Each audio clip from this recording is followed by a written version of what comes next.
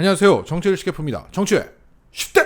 김건희의 국민대 박사 논문, 즉 유지 논문에 서명한 5명의 심사위원 필적을 전문기관에 분석, 의뢰한 결과 모두 동일인이 기재한 것으로 추정된다는 감정 의견이 나왔습니다. 현재 국회 교육위에서 활동 중인 민영배 의원은 필적 감정 전문기관인 A문서 감정연구소에 김건희의 이 유지 논문의 심사위원 사인에 대한 필적 감정을 의뢰했습니다. 그러자 이 연구소는 5인의 서명은 모두 동일인에 의해서 기재된 것으로 추정된다는 결론을 내리면서 이렇게 말했습니다.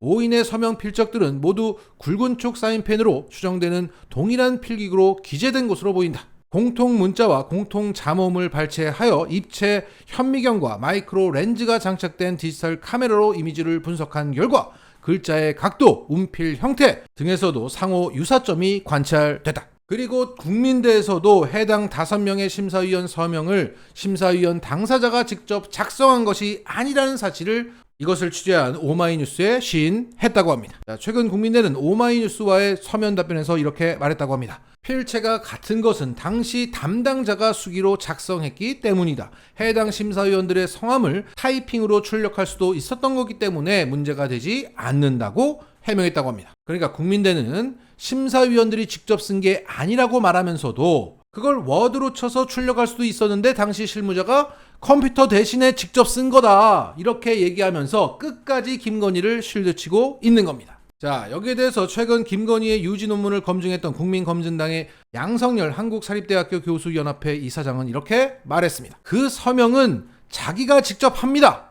그러니까 심사위원이 직접 합니다. 그리고 김승희 광주대 교수도 이렇게 말했습니다. 저렇게 국민대 김건희 논문처럼 하지 않는다. 다 자기가 직접 서명하고 도장을 찍곤 한다. 이렇게 말했습니다. 자, 이것을 가지고 다음 주 화요일부터 진행되는 국감에서 문제 제기를 세게 하려고 하는 민영배 의원은 이렇게 말했습니다. 논문 인준에 들어가는 심사위원 서명은 학위 논문의 공적 가치를 부여하는 것으로 모든 과정에 대한 책임을 지겠다는 중요한 행정 절차다. 이미 김 여사의 박사 논문은 내용이 엉터리라는 사실이 만천하에 밝혀졌는데 그 형식 절차인 인준마저 위조의 가능성이 드러났다. 김 여사와 심사위원들 그리고 국민대가 은폐한다고 해결될 일이 아닌 만큼 하루빨리 시민들께 실체적 진실을 밝히는 것이 최소한의 도리다. 자, 결국 시민들도 귀가 있었고 눈이 있었던 거예요. 보면 다 아는데 그동안 안 보이는 척 계속 버티다가 이제는 공적 기관이 검증을 해버렸습니다. 자, 이제 남은 것은 김건희의 실제 필체와 이 유지 논문의 필체가 동일한지 추가 필적 감정을 하면 될 것 같습니다. 자, 우리에게도 눈이 있으니까 한번 봅시다. 자, 왼쪽은 유지 논문에 있는 한 사람의 서명들이고 오른쪽은 김건희가 순직한 그 군인 유족에게 보냈던 자필 편지입니다. 자, 좀 더 확대를 해보겠습니다. 자, 전체적인 느낌이 좀 비슷하죠? 약간 사선으로 되어 있는 느낌이 비슷합니다. 특히 이 부분, 잠시만요. 네, 이 부분. 자, 볼게요. 자, 이 전자. 이 전자. 이거 비슷하지 않습니까? 자, 특히 이 시옷자. 여기서 시옷자가 많이 보이는데. 여기 보이면 심소령. 이 시옷자가 대단히 좀 흡사합니다. 그렇죠? 자, 그리고 제가 주목하는 건 이 모음인데 여기서 보면 송성재의 제자에 아이가 있지 않습니까?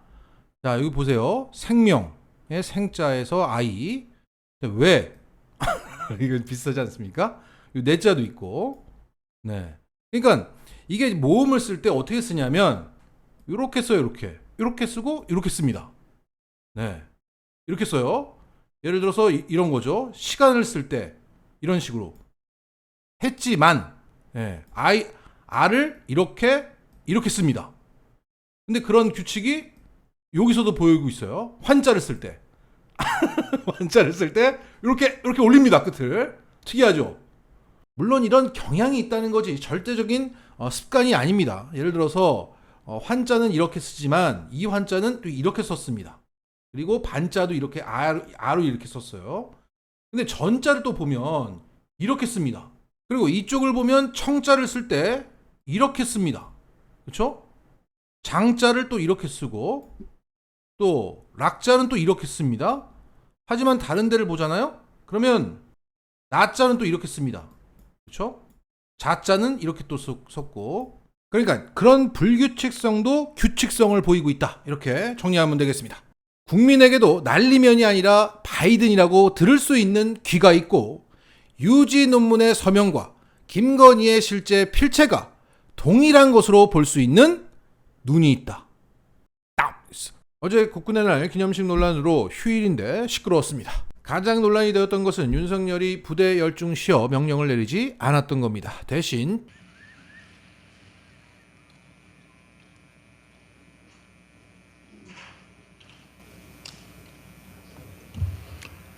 열중 쉬어. 열중 슛. 쩝쩝 이렇게 2번 했습니다. 그래서 이게 모스보호가 아니냐, 앞에 쩝은 짧았으니까 부대고 뒤에 쩝은 좀 강했으니까 열중셔, 그래서 부대 열중셔가 되었다. 그래서 그 제병지관이 부대 열중셔를 복명복창하고 열중셔를 구령했다 라는 우스갯소리가 있습니다. 게다가 햇빛을 가리는 게 아닌가 싶을 정도의 어설픈 거수경례 자세가 나오고 제자리를 못 잡고 우왕좌왕하는 모습까지 나왔습니다. 그래서 알코올성 치매가 심각한 게 아니냐라는 우려까지 나오고 있습니다. 그리고 행사 말미에는 멸공의 횃불이라는 군가가 울려 퍼졌는데 장병들은 멸공의 횃불 아래 목숨을 건다 라고 제창했지만 정작 TV 자막에는 승리의 횃불로 나갔던 겁니다. 자, 이 논란에 대해서 국방부는 이런 입장을 내놨습니다. 멸공은 오래전부터 우리 군이 북한에 대해 써왔던 용어다. 이번 행사에서 일부 초청된 외빈과 외국군 대표를 배려해서 멸공 대신 승리 용어로 단어만 바꾼 것이다. 그러니까 공산권 국가에서 온 외빈들을 배려하는 차원에서 그렇게 했다라는 얘기예요. 아니, 그 초청된 공산권 외빈들 앞에서 장병들이 멸공의 횃불이라고 불렀다니까요. 진짜 그들을 배려할 생각이었다면 장병들한테 승리라고 부르라고 얘기를 했었어야죠. 그리고 이 행사에서는 백선엽의 생전 목소리를 AI로 복원한 국기에 대한 경례문이 낭독되었습니다. 백선엽이라는 멸공의 상징적인 인물을 이렇게 전면에 내세우면서 동시에 장병들과 예비군들이 가장 사랑하는 군가에서 그 멸공이라는 표현을 뺐다.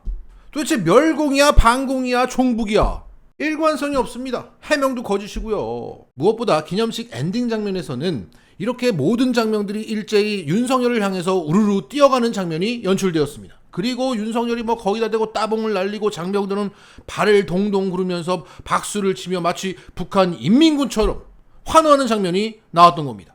순간 다들 북한인 줄 알았습니다. 게다가 이것을 홍보하는 자료에는 북한을 연상시키는 서체가 등장하고 그 홍보 영상에는 중국 인민해방군이 운영하고 있는 보병 전투차가 등장했습니다. 국방부는 여기에 대해서 실수라고 얘기했지만 이걸 어떻게 다 실수라고 할 수 있습니까? 국가의 정체성이 가장 극명하게 나타나야 할 이 행사가 반공인지 종북인지 친중인지 도무지 알 수가 없는 겁니다. 국가 정체성이 혼란스럽게 보인다. 이게 가장 큰 문제 아니겠습니까? 왜 그렇습니까? 윤석열에게는 컨셉이 없기 때문입니다. 물론 친일이라는 컨셉은 확실하죠. 독도 인근에서 자위대가 우길기 달고 막 돌아다니고 있으니까요. 그런데 이게 지금 나토 가서는 탈중국을 외치더니 또 중국 서열 3위에게는 친중 소리를 듣고 있습니다. 또 친기업이라고 하면서 법인세를 인하해주더니 또 한쪽으로는 아리백을 가입한 삼성, LG, 현대 여기에 제공할 재생에너지를 때려잡고 있습니다. 윤석열 정부 초기 기업들에게서 어떤 얘기가 나왔습니까?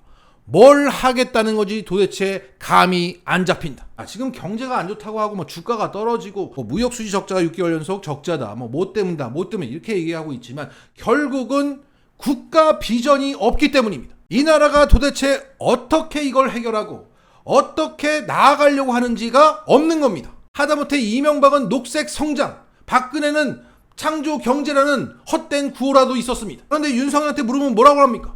법치주의 라고 합니다. 자, 정리하겠습니다. 친중인지 반중인지 친민지 뭔지 잘 모르겠어요. 반기업인지 친기업인지 반시장주의인지 뭔지 잘 모르겠습니다. 그렇다고 균형 외교를 하느냐? 양쪽에서 다 털리고 있습니다. 왜 이렇게 윤석열은 좌충우돌 하고 있습니까? 윤석열은 대통령이 되기 위해서 나온 거지 대통령이 돼서 뭘 하기 위해서 나온 게 아닙니다.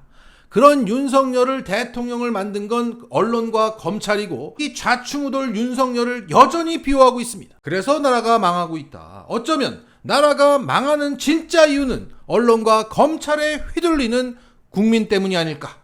나를 진짜 힘들게 하는 것은 내가 아닐까? 마치겠습니다.